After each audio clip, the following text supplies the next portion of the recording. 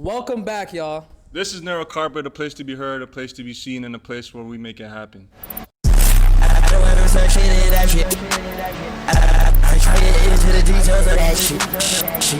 I just talk about it with no females in that bitch. We got something different for you guys today. We're doing an interview with one of the biggest designers out of Toronto, Yes, sir. Ethan Cordner. What's up? I'm Ethan Cordner. I'm a Toronto-based fashion designer and stylist. Shout out to Narrow Carpet for having me here. Let's go. Yes, sir. Cheers. Who do you got with you? I have the homegirl Mariah, a super talented model from the city.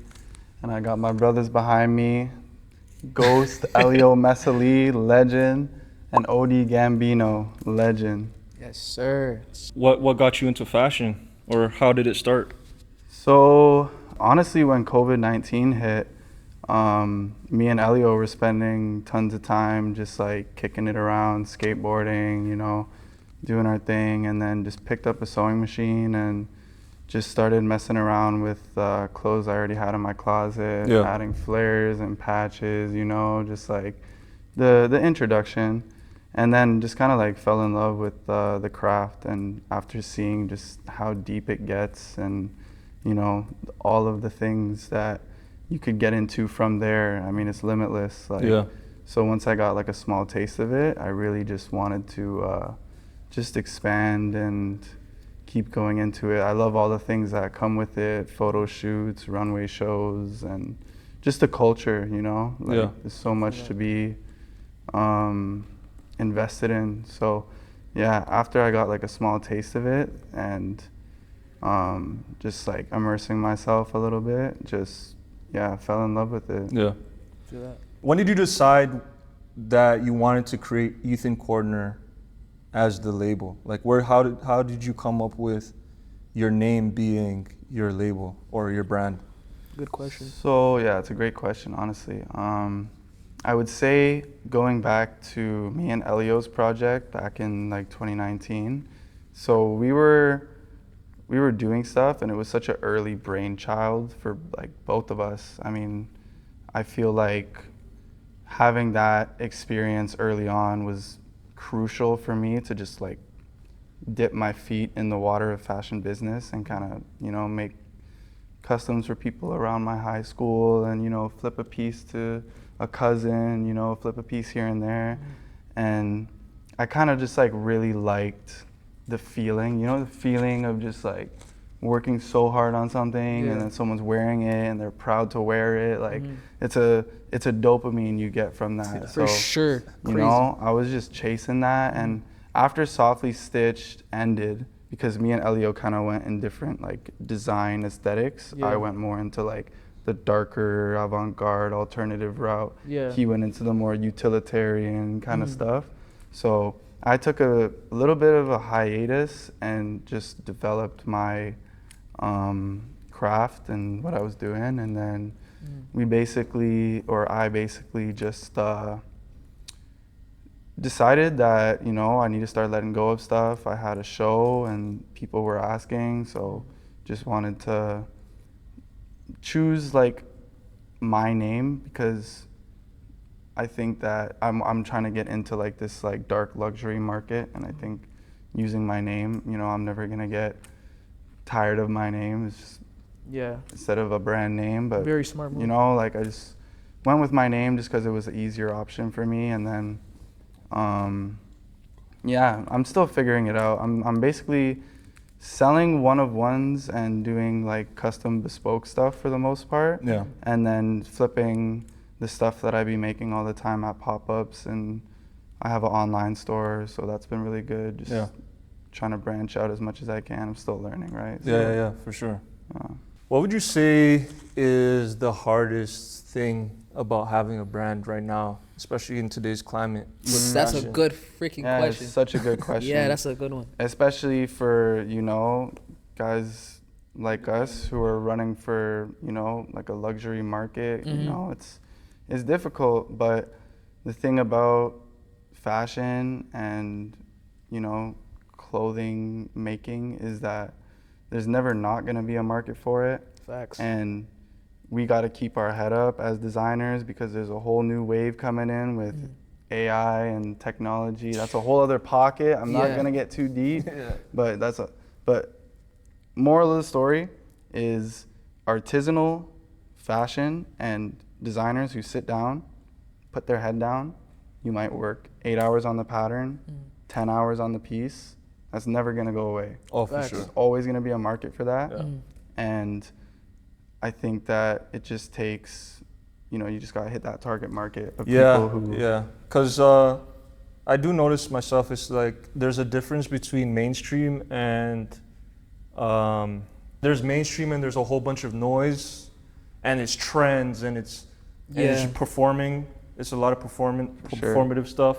For sure. But then you have like your communities. I think it's like one of the most important things just to like build your community, I think, because 1000%. when I think about clothing or craftsmanship, is I think about an old guy, an old Italian or an old Japanese guy in their shop. Yeah. Like that's like Facts. 500 square feet. Yeah. And they But got they've bare been in denims business and for 60 years. I know what you mean. But everybody keeps coming to him for the same Same thing. pair of pants. Yeah. Because, you know what I mean? Yeah, and that's why it's so important to world build and associate that world with what you're making, because I think if you build a culture behind what you're doing and kind of like what I'm trying to do is build this kind of like dystopian black and white kind of, romantic gothic world where people can, if they associate with that aesthetic and they find comfortableness within it and they can relate to it, then they will be attracted to the clothing and vice versa. Yeah. I like that. So world building is like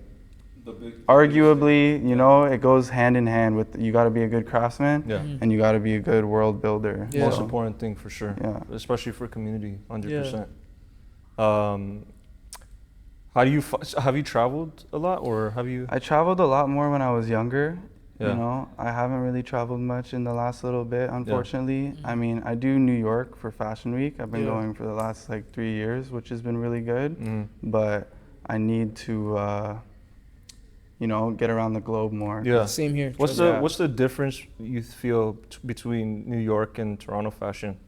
Bro, everything. It's like night and day. I had a show in New York 2 years ago, and just the market and the competition level down there really opens your eyes and perspective to the game, because it's like New York brings like everyone from all over the world during that week. Yeah. Or I went in September, for example, but there's like, there's February and there's whatever else, right? But just being in that pool, and I was a part of like a smaller show, but even with my experience and the other designers who showed within the same day at that show, it was just like, it's so good to just be like, put yourself out there and just experience that and just see, what that's like. And I came back to Toronto, hopped back on my sewing machine with just a whole new mental. Yeah. And traveling's so important for that reason. Yeah, because when you hop outside of the city, that first, even if it's the first or second, even if it's the first or second time, or every time, even New York, because me and Stoney's been to New York a couple times, and every time we go there, it's just like, yo, bro, what is Toronto on? Like, I gotta get out of this city, you know? like it's because you get to spread your wings and really get to see and taste and like feel everything that you're supposed to as a creator. So and I think Toronto fashion, because nobody really comes to Toronto like internationally. We're not internationally seen as like a fashion city, which in a sense. People don't come here, so everybody's like, okay, New York Fashion Week. We know to come to New York. We know to go to close to Paris. us. Yeah, we know to go to Paris. So like celebrities are going to Paris or New York or wherever, right? But they're not gonna come to Toronto Fashion Week. Like that's not a thing. That's just like a that's personal like invite. that's like culturally present. Like in our offer mind. without thinking twice. You gonna go to Paris or you gonna go to New York or we're not gonna think to come to London, Toronto exactly. You know. I do think though, with that being said, I agree. But I do want to give a huge shout out to the people in Toronto who are really making it happen. For sure. This Fashion Week there was something special about it. Like, I think the way that there was just so much stuff happening. I mean, Archive at the Cathedral, Right. FAT at the Eaton Center. Right. You know, I was a part of the UFT show at Department. Like, there are big moves being made down here. Yeah. And I do think that the city is developing in such a good way. Right. But, you know, it's not New York exactly, but I think Toronto has something special right now. 100%. And I also like to always keep in the back of my mind, because I often get caught up in the mindset of like, you know, we're in Toronto, you know, there's not too much here. But I also like to humble myself and think, damn, I could be in bumfuck nowhere. I could be in, you know what I'm saying? Like, we could be in Nova Scotia. Like, what's the fashion scene down there? 100%. Exactly, So, 10 times worse. No, you're 100% right. And to your point, I agree. I feel like, and we talk about this all the time, is that there's such an open stage for us, because it's not as big. Is like, okay, well, who's gonna put the light? There's on? eyes over here, for sure. There are eyes.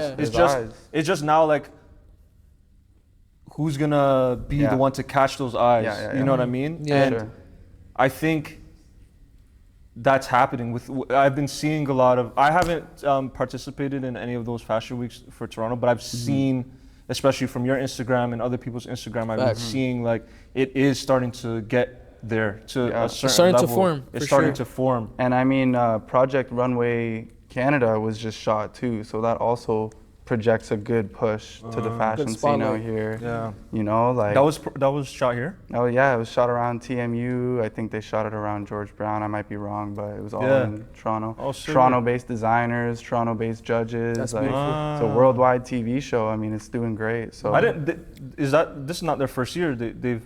it just came out, bro. You should give it a watch. Oh, really? I'm gonna tap good. into for sure. Yeah, because I'm Really like, good show. I've seen runway TV shows, but I didn't know that Toronto had one. Yeah. It's, So it just came out this year. Spencer Badu is one of the judges. Oh, that's tough. Yeah. That's Shout out Spencer, man. Yeah, Nah, for sure. So what is Ethan Cordner? Like, what is your brand ethos, and what let's paint the picture for people that may not know about your brand. I mean, you kind of did, but yeah. No, but I just want to, let's get a little bit more deeper into it. Yeah. Interesting. I would say it's a combination of a lot of things. It's what I like to do is think of the consumer, and I think that like I'm reaching someone familiar to me. So a hard worker, someone who enjoys the aesthetics of goth and rock and roll, a bit of like trap and rap aesthetics mixed in with like, I like a lot of romantic kind of genres of film and music, and there's a lot of music I tie into things, just like I said, right? You're building a world. So I mean, the world that I'm trying to build is a very black and white kind of dystopian, like I said, like the hardworking aspect and everything. So that's kind of the world around the company. The company in itself is a luxury fashion label that also does fashion styling. So a lot of my clothes that I'm presenting today are just pieces that I'm holding on to right now from the last collection that I tend to use for music videos, photo shoots. I just did a movie set, so I'm trying to do more film wardrobe and just expand my work as a stylist, as well as keep diving into my craft as a designer. I like that. So someone can essentially come to you and like you said, if they're working on a movie set or a music video, they can just do polls without actually buying the piece, but they can rent it out or whatever the case is. And my wardrobe dives deep. I have lots of different archival designer pieces, vintage, a lot of like contemporary, newer stuff. And I work closely with stores around the city to also help facilitate whatever the project needs. Yeah. So I guess we can get into showing the people what pieces you brought today. For sure. So this is a dress I made for my fall winter 26. Sick. It includes over 150 piercings with lambskin trim, crocodile skin welt pockets, and handmade chain between the princess line on the front and then the princess line on the back as well. And then it has a Riri zipper going down. Tough. And I just wanted to highlight some of the interior details of the dress because all of the seams are custom taped with 100% cotton that was printed over with this like really cool spiral design. You gotta show the inside. That's especially when you get it clean. All of the seams are taped, so sick. Very meticulous, and it just has a really nice interior. Even down to the pockets right here. How long does it take you to make something like this? This was like a good 50 hours, even more if we're including patterning and sampling and sketching. Yeah. And then I like to style it with this like chain I made. This was actually a school project, and this one took so long. This is all hand chained, and then it has this like pendant that I made with like it's like a lambskin patch. And then it has like acrylic nails pierced into it. So you don't just work with just clothes by itself. It's like it's everything, all aspects of creating. I think one of the big things that I want to get into is the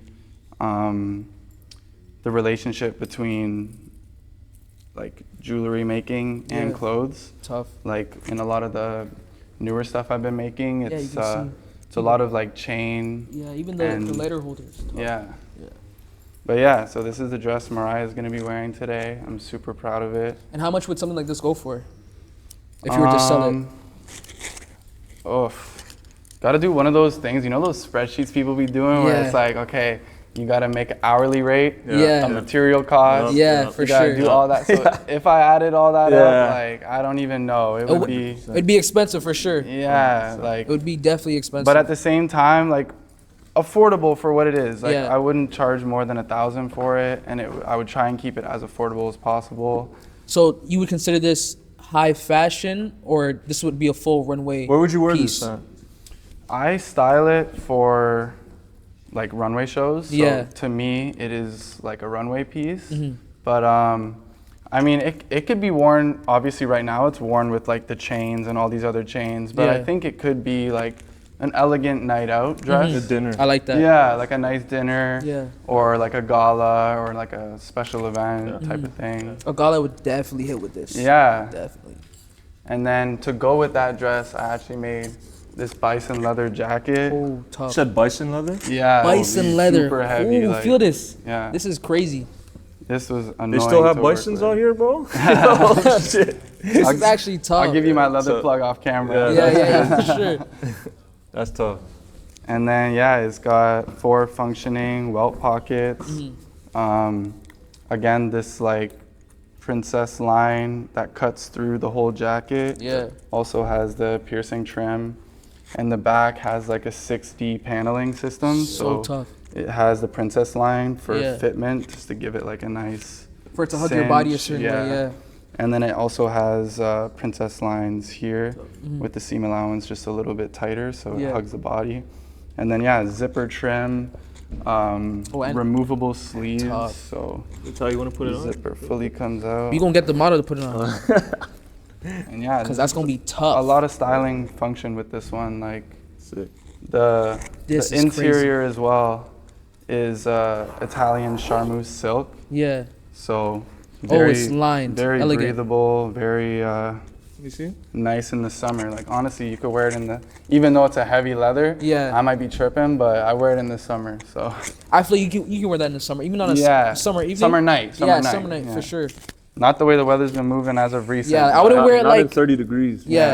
Daytime, I probably wouldn't wear it daytime, but like towards the evening, like after 5 or 5. I mean, it's sleeveless, so you can go. But that's what I'm saying. You can just take off the sleeves and wear a white beater. No t-shirt underneath. Okay, no t-shirt, you wildin'. White beater. And then another piece I wanted to show. This is crazy. Like something newer, and again, this is kind of like introducing my interest in the way that like jewelry can be integrated into the garment. So I did these like handmade chain that kind of like weaves and corsets around the rips on the knees. Yeah. So it's like a distressed pair of wax denim with chain kind of like intertwined between the distressing. It reminds me of YSL. Have you seen those jeans? Something Huge similar. inspiration. Yeah, Like definitely. between like that side of fashion, like the YSL and the Balmain, and then also the Japanese archive, like that. For sure. Undercover. Yeah, exactly. Like LGB, 14th Addiction. Like a wallet chain that's inspired by like a Japanese junk chain. Just has like tons of pendants on it. Even the piercings on the back. It's crazy. Piercings tough. everywhere. Yeah. And then I got a lambskin leather lighter holder on here as well. These are crazy. I seen them post these. Those are crazy. I even seen other people like trying to make their own variation. And then the last thing that I'd want to show is this, because this is newer.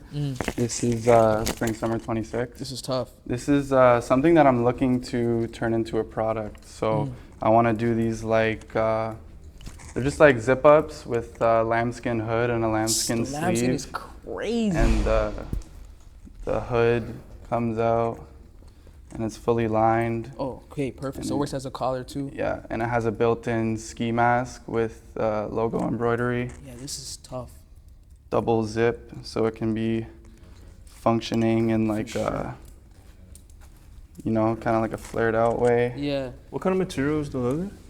The leather is lambskin, Yeah, lambskin. and then the fleece is just like this heavy fleece that the boy Elio sourced for me. Shout out to Elio. The lambskin is crazy because it has a shine to it, like Yeah. like it looks like it's wax, but it's not. Like it's actually beautiful material right there. Thank you. I like how you put it together. Yeah. Thank you. Especially with the pocket. Yeah. Yeah, because most people would have hoodie. went regular cotton, but you still kept it.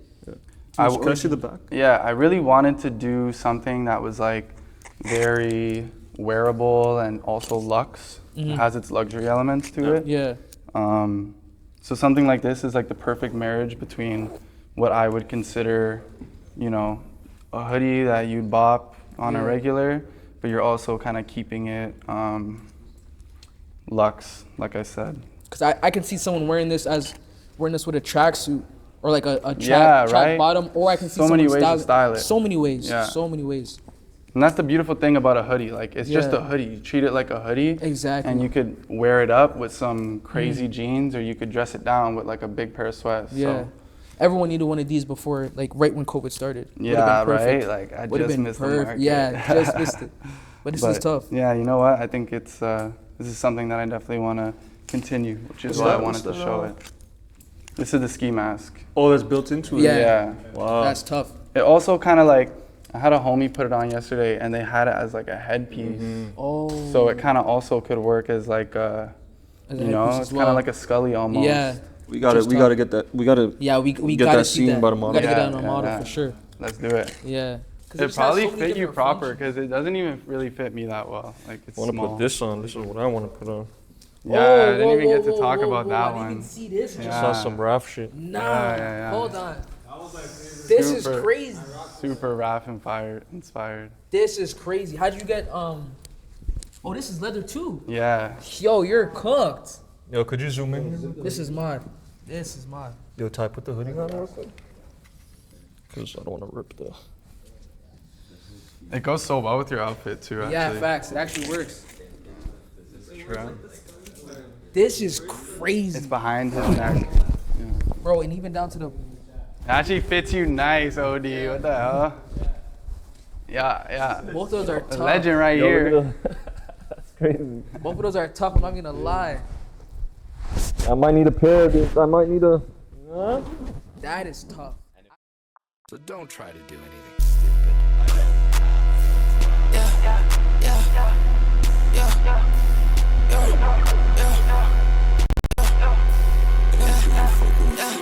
What the fuck you doing? Put us on the wrong hole. She like me, that's what she want. She like money, she like cold. I just saw my fucking phone. I just walked up at the door.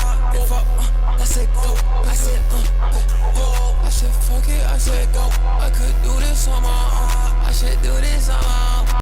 They should wear hearts and lungs. If we tell your fucking hoe, don't get mad, we tell your hoe. On my knees like I'm the Lord.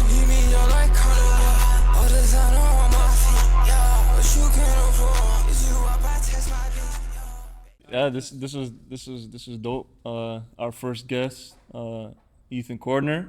Shout out Ethan. Shout out Ethan, Narrow man. Carpet, man. Facts. Thank you for coming.